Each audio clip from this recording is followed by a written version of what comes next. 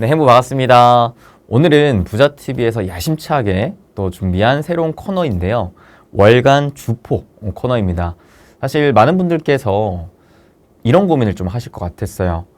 내가 계속 이제 매월 투자를 하는데 너무 많은 정보가 있고 너무 많은 종목들 또 시장마다 계속 올라가는 것들이 다르다 보니까 내가 좋다고 얘기하는 거 하나도 담다 보니 내 포트폴리오에는 너무나 많은 종목 백화점이 좀 꾸려져 있는 것 같다.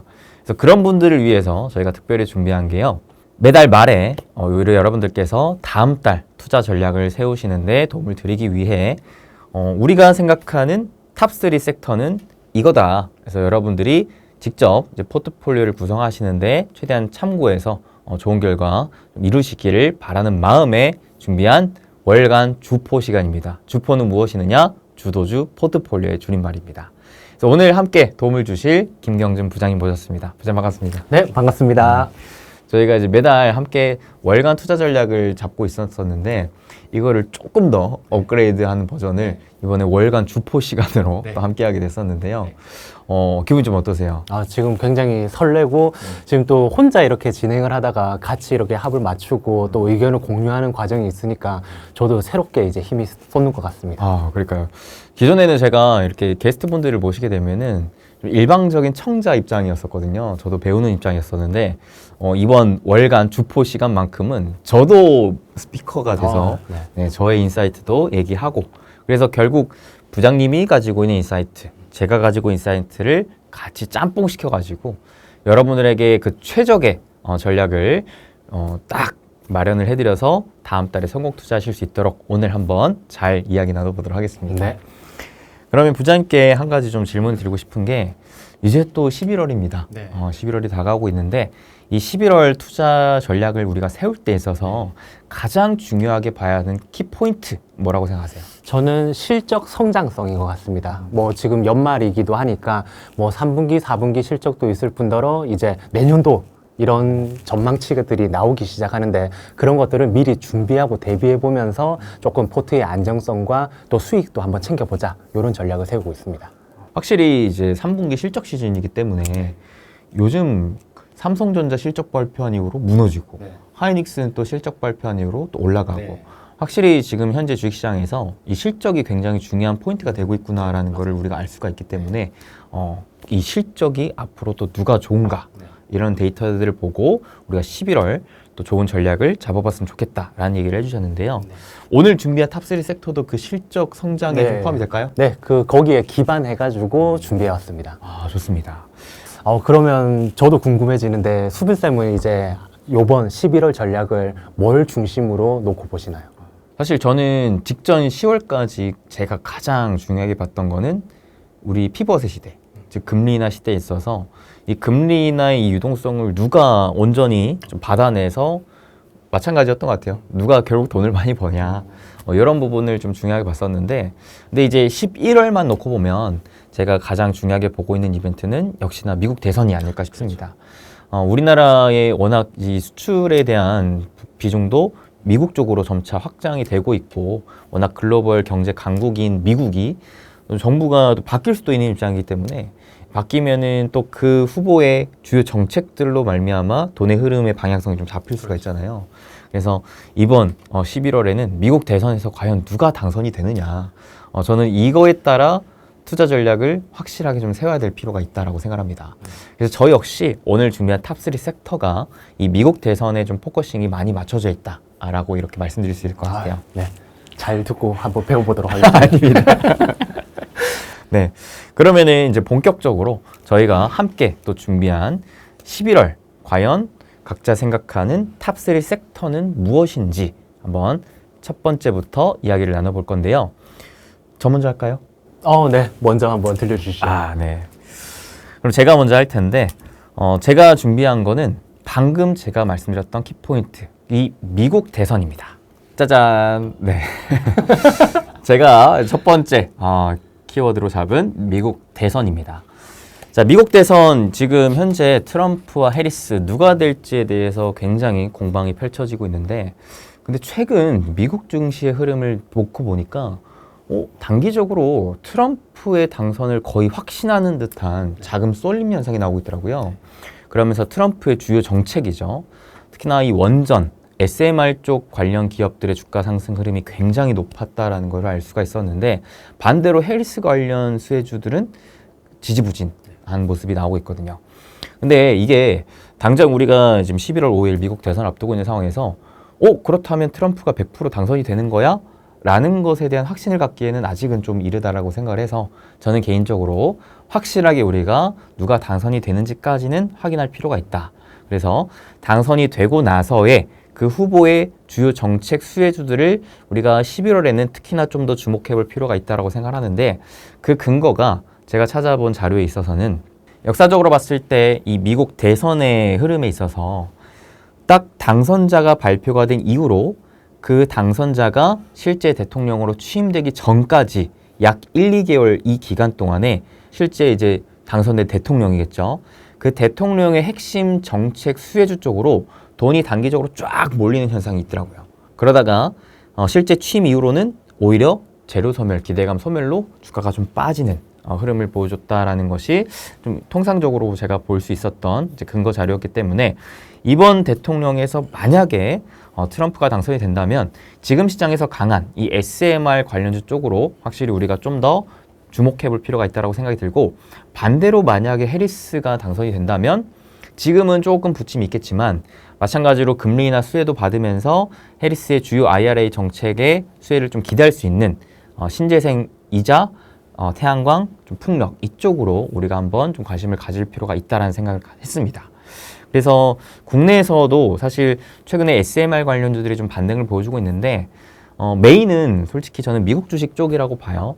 다만 테마적으로 봤을 때는 국내 기업들도 단기적으로는 움직임을 보여줄 수도 있을 것 같으니까 우리가 다음 달 11월에 미국 대선에서 누가 당선이 될지 그리고 당선이 된다면 그 당선된 대통령의 주요 핵심 정책은 무엇인지 그에 따른 수혜주를 그래도 11월에는 좀 더 주목해 볼 필요성이 있지 않을까라고 저는 개인적으로 생각을 해봤습니다. 그러면 그 아까 방금 말씀하셨던 당선자 발표 저 같은 경우에는 이제 매매를 할 때 누가 당선됐습니다 이러면 그날 바로 세론을 쳐야 되나가 고민이었었는데 그때부터 또 취임하는 데까지는 시간이 걸리니까 그 사이에서도 한번 이 랠리를 기대해 볼 수 있다고 지금 말씀을 주시는 건가요? 네, 저도 평상시에는 워낙 좀 보수적인 투자를 하다 보니까 발표가 되면은 이제 세론 단기적으로 비중을 줄이는 매매 전략을 좀 구상했었는데 데이터가 그렇지 않더라고요. 그리고 이번 대선은 특히나 좀 엎치락뒤치락이 많았었잖아요. 예전에 바이든이 사퇴하기 전까지는 트럼프가 거의 확실시 되었다가 사퇴한 이후로는 또 해리스가 갑자기 또 등장하고 이러면서 관련주가 이 랠리를 보여주는 게 그렇게 좀 길진 않았다라는 것들을 봤을 때 지금 단기적인 흐름이 연속적으로 연말까지는 이어질 가능성이 높지 않을까 이런 생각을 좀 가져보고 있습니다. 그럼 반대로 또 김경주 부장님께서 다음 달에 또 우선시 보고 계시는 섹터가 궁금한데요. 저도 한번 적어보겠습니다. 제가 준비한 첫 번째 섹터는 방산입니다. 네, 방산. 방산, 뭐 트럼프가 당선이 되나, 뭐 해리스가 당선이 되나 여러 이유 때문에 이제 방산주들이 뭐 장기 랠리를 보일 것 같아요. 지금 뭐 지정학적 리스크도 증가되고 있는데 이게 미중 뭐 또는 중국과 대만 쪽으로 해가지고 뭐 중국 같은 경우에는 이제 중국과 대만이 전쟁을 할 수 있다 이런 부분들이 2027년도에 얘기들이 나오고 있는데 그게 이제 중국 인민해방군 100주년이라든지 아니면 시진핑 이제 뭐 사연임 그런 것들이 걸려 있는데 지금 중국이 뭐 다 제대로 풀리는 게 없기 때문에 부동산도 힘들고 소비도 힘들고 뭐 투자를 하든 아니면 재정을 때려 붓든 하더라도 당장에 이제 끌어올릴 수 있는 부분들이 제한이 돼 있고 내홍을 겪고 있기 때문에 이 부분들을 이제 밖으로 전쟁을 통해 가지고 터트리면서 뭔가 내부 불만을 잠재울 수 있다. 그 리스크가 있다. 그러면 지금 동아시아 쪽에 이제 긴장이 고조가 될 거고 실제로 베트남 같은 경우에도 뭐 K9 자주포에 대한 문의가 들어온다거나 아니면 필리핀 쪽에서도 뭐 훈련기라든지 전투기 쪽 요런 쪽이 구매가 일어나고 있고요. 그쪽을 살짝 밑으로 더 내려가 보면 호주의 이제 북서쪽이 될 텐데 호주 쪽은 이제 미국의 최측근이잖아요. 이제 우방국이기 때문에 그쪽에서도 지금 핵 잠수함 쪽으로다가 그 약간 프로젝트가 지연이 됐는데 그걸 자주포라든지 다른 전차, 장갑차 요런 쪽 구매로 돌리는 이제 그 구매가 이어지지 않을까. 그래서 지정학적 리스크도 있으면서 특히 트럼프 같은 경우에는 GDP 대비 뭐 국방비를 2%까지 끌어올려라, 예산을 올려라 이런 것들을 나토 그 회원국들한테 요구하고 있거든요. 지금 그 결과 이제 22년도 때에 한 6개국이었었는데 지금은 22개국 정도로 이제 늘어났고 요거를 또 한 3%까지도 끌어올려라 이런 말들이 하기 때문에 어쨌든 국방비가 증가되고 뭐 세계가 이제 지정학적 리스크에 노출이 돼 있다라고 했을 때 방위 쪽을 조금 눈여겨봐야 된다.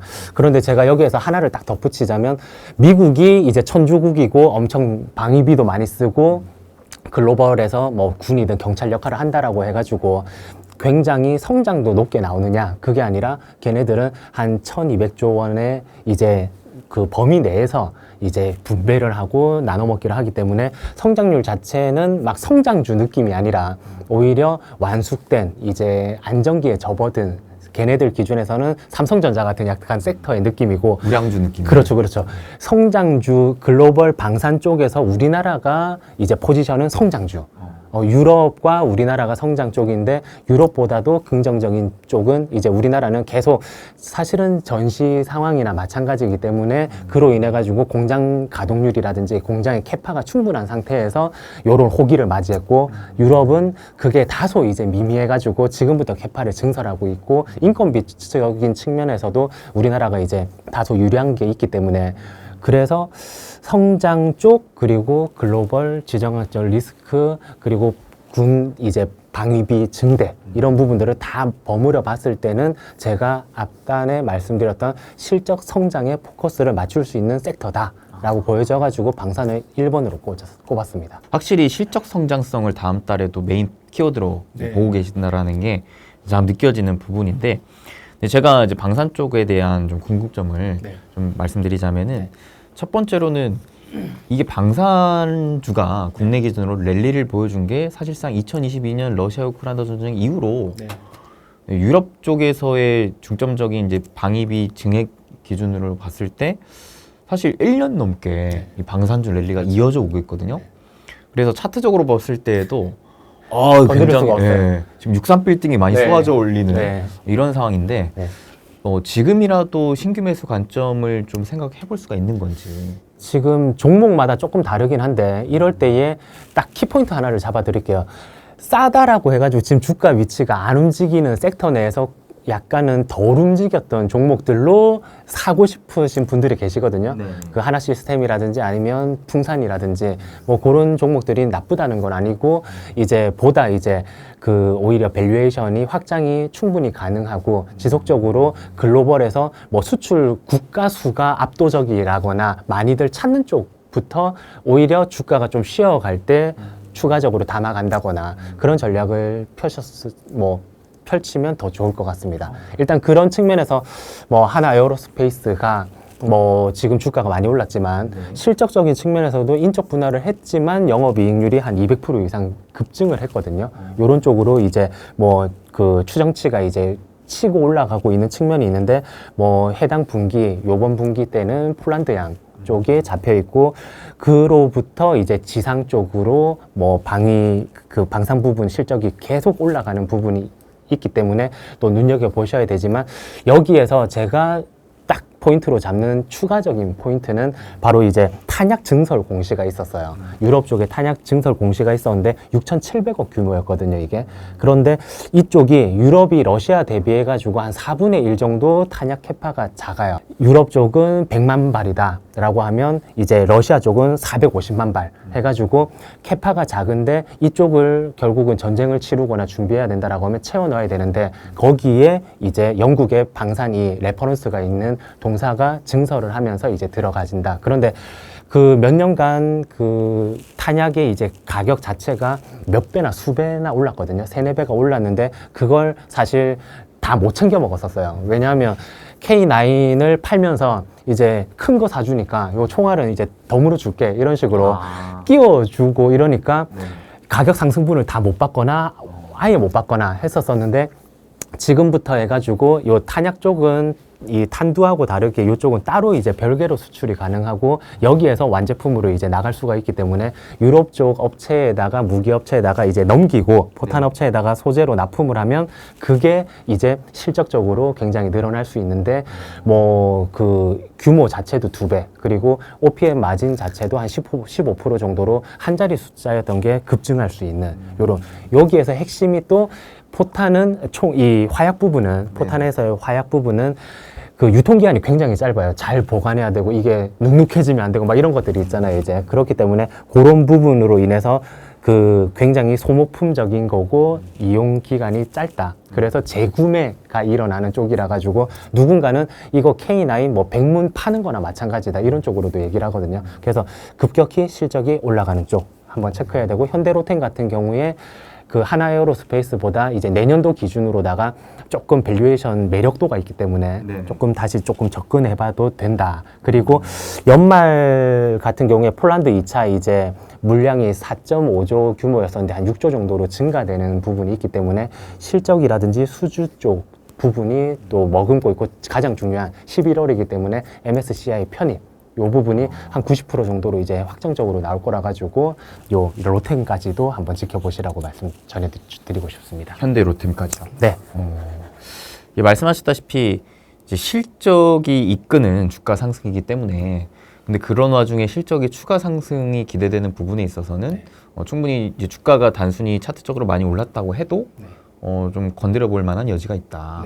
이런 부분이 미국 주식으로 따지면은 좀 엔비디아가 떠오르긴 하네요. 그렇죠, 그렇죠. 그리고 여기에서 이벤트적으로다가 또 11월이니까 또 한국 항공우주 살짝 버무려 보면 이때 이제 UAE 아랍에미리트 쪽으로다가 수리온 그 헬기 수주 확률이 굉장히 높거든요. 이게 원래 수리온이 수출을 하기 위해서 만들었는데 수출을 전혀 못하고 있다가 처음으로 이제 중동 쪽에 이제 이쪽으로 6천억 정도 되는 규모로 열리느냐 마느냐인데 원래 걔네들이 러시아산을 썼었는데 걔네들도 이제 전쟁을 하기 바쁘고 하니까 헬기를 AS를 안 해주는 거예요. 그래서 국산을 이제 찾게 됐고 여기에서 포문을 열면 다른 쪽에다가도 이제 그 수출길이 열리지 않을까. 그런데 중요한 게 얘네들은 환율 영향을 많이 받기 때문에 3분기 실적은 살짝 이렇게 될 수가 있고 4분기는 또 요즘에는 또 환율이 또 높아져 가지고 올라간다라고 하면 오히려 요런 그 빠질 때에 조금 단기적으로 주가 빠졌다라고 팔거나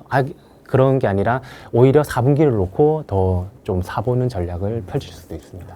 또 제가 이 방산 관련해서 보다가 최근에 이제 미국 쪽에서 K 방산 ETF가 또 만들어졌다고. 이것도 약간 수급적으로 도움이 될 수 있지 않을까 싶긴 하더라고요. 그렇죠. 지금 현재 있는 쪽에서도 국내는 한 50% 정도 수익이라고 하면 미국 쪽의 방산업체 ETF들은 한 20% 정도라 가지고 굉장히 국내가 각광받고 있거든요. 그래서 수급적으로도 이제 더 그 유리한 측면이 있는 것 같습니다. 제가 마지막으로 방산 관련 질문을 좀 하고 싶은 게 저는 이제 11월에 가장 중요한 이벤트로 미국 대선을 보고 있잖아요. 근데 미국 대선에서 트럼프가 되냐, 해리스가 되냐 그에 따라 방산주에 좀 영향이 있지 않을까 싶은데 어떻게 생각하세요?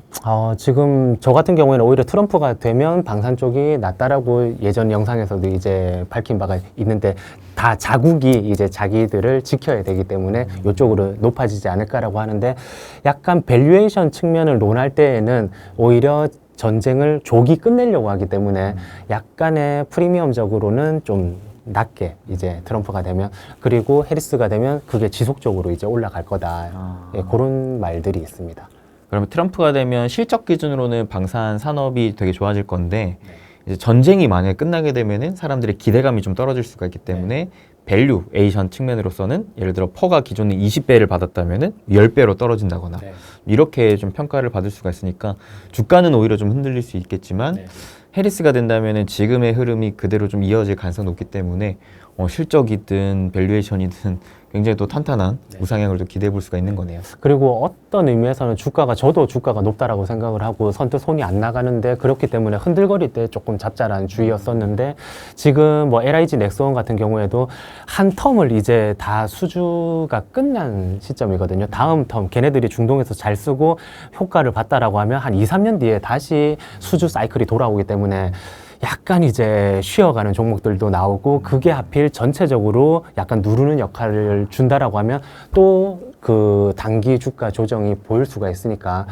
그때는 없는 분들은 이제 빠져라 마치 반도체 기다리듯이 대기하고 있겠지만 보유자분들은 꼭 제가 늘 강조드리는 MDD 관리라든지 매매적인 측면에서의 수익률 관리를 꼭 하시기 바랍니다. MDD라는 용어가 조금 어려우실 수도 있을 것 같은데 뭐 조금 더 직관적으로 방산주를 지금 가지고 계신 분들은 어떻게 대응하는 게 좋을까요? 제가 방산이라든지 그리고 최근에 바이오 종목 중에서 특정 종목들을 꼽아가지고 MDD 관리해야 됩니다. 고점 대비해서 얼마나 밀리느냐. 그래서 마냥 올라가다가 100% 먹다가 50% 빠지면 이 구간을 다 놓치는 격이 되기 때문에 한 10% 정도 수준 정도, 맥시멈 한 12% 정도 범위 내에서는 분할 매도를 하자. 30%든 50%든 분할 익절을 하고 그 다음 이제 그 추세를 뭐 보유한 상태로 넘어가자. 이런 말씀을 전해드릴 수 있습니다. 그러면 단기 고점 대비 10% 이상 빠지면은 일단 분할 매도로 좀 차익실은 챙겨 놓다라는 의미인가요? 그리고 중요한 부분이 이 부분이 너무 단기에 요런 것들을 또 팔고 사고 하게 될 수도 있다라고 우려하실 수도 있는데 월 단위라든지 이게 특징적인 게 있거든요. 월 단위로 특정하게 뭐 50% 100%가 쐈다거나 또는 연 단위로 이렇게 추세가 가다가 갑자기 장대 안봉으로 연 단위로 2배, 3배 오른 종목들이 분명히 있어요. 그런 종목들은 연 단위 급등과 월 단위 급등이 맞물릴 타이밍에 MDD 관리, 이제 고점 대비 밀리는 순간이 나온다라고 하면 일부를 덜고 가시는 게 맞습니다. 좋습니다. 이렇게 이제 저랑 김영일 부장님께서 각자 생각하는 이제 11월 유망 섹터 첫 번째, 저는 미국 대선을 꼽았고요. 부장님께서는 방산을 꼽았습니다. 그럼 다음으로 이제 두 번째 섹터로 넘어가겠습니다.